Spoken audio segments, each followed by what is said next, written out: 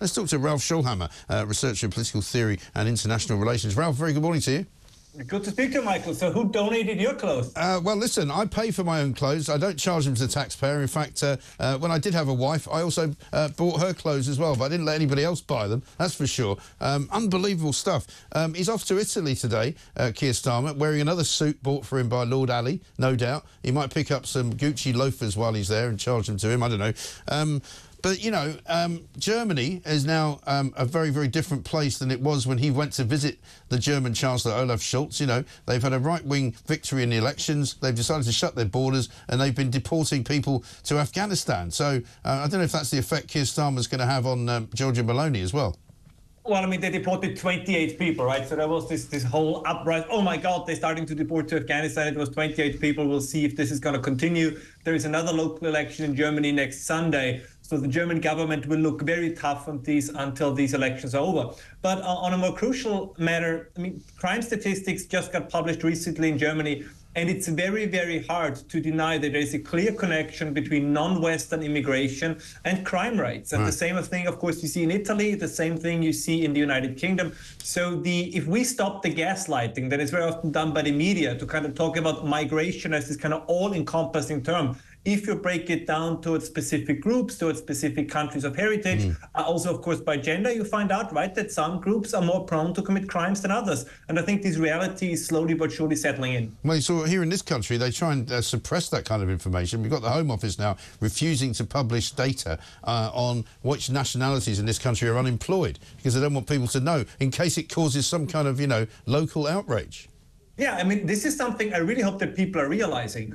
What we see happening in real time is the crackdown on information, is the crackdown on the dissemination of true information, exactly as you say, because there's always the fear of the so-called backlash. By the way, you saw this just a couple of hours ago. If you follow the New York Times and the Washington Post, they are basically arguing if you're critical of migration, don't be surprised if you're getting shot at, as it happened to former and potentially future President Trump. Yeah, no, it's quite incredible, isn't it, that he's getting blamed for people that want to kill him by saying the wrong thing. It's a very strange media world in America at the moment. Nobody seems to quite know what's going on. But even on Sky last night, they refused to acknowledge that it was an assassination attempt until the FBI actually declared that it was. They didn't even want to talk about it.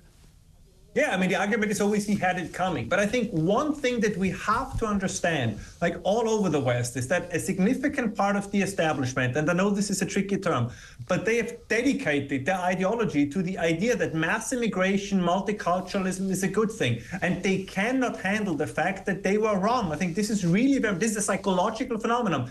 Imagine, Mike, you believe in something your entire life, and then you realize that what you have believed in was completely wrong. You have two options. You can either say, I was wrong, we have to do things differently, or you say, everybody else is wrong, and everybody else who can prove to me that I was wrong, they must be stopped from talking. They must be stopped from participating in the debate. And this is what we see happening. And also the 8 people that died trying to cross the English Channel in the early hours of Sunday morning apparently died as a result of right-wingers who want to stop them coming, as opposed to actually people who want to encourage them to come, like the Refugee Council and Amnesty International, who are now busy saying to Keir Starmer, don't copy the far right and start trying to stop migration. Yeah, listen, we have a situation, we know it from Germany, and I'm sure it's the same in Britain. I don't want to assume anything, but I'm pretty sure if one would dig deeper, they would find it as well. You have so-called, quote-unquote, non-governmental organizations who are basically acting, colluding, if you will, with human traffickers. I mean, the idea, when the argument is that refugees, it means every human life that is lost is tragic, right? We are not cynical here. But the point is, if you call somebody a refugee who moves from France to the United Kingdom, whom are they fleeing from? I mean, are they persecuted? Are they being persecuted in France? So there is this idea that you know, you move from one country to another, and you simply have a right to look at the map and say, oh, here's the country I want to pick. Here's the country I want to choose. And it's bothersome because let me be very clear here. People always then say, but what about the European Convention on Human Rights? We have to face the fact the European Convention on Human Rights was developed in the 1950s. In the 1950s, half of the world was still a colonial outpost of the West, right? I mean, Germany's part of global GDP was twice as much as India's. We live in a different world now. Yeah. We have to adapt these agreements to the world we live in and not the world we have lived in, 100 years ago. Exactly right. I mean, I used to say this years and years ago, and I'll say it still now. I quite fancy living in Beverly Hills for a while, but it doesn't mean I can just rock up on Rodeo Drive and demand a house and demand that my heating gets paid for and demand that I be given some money to walk around with and buy some stuff in the local Prada shop. You know, it doesn't work like that. Ralph, good to talk to you. Ralph Schoellhammer there, a very sensible man, researcher of political theory and international relations.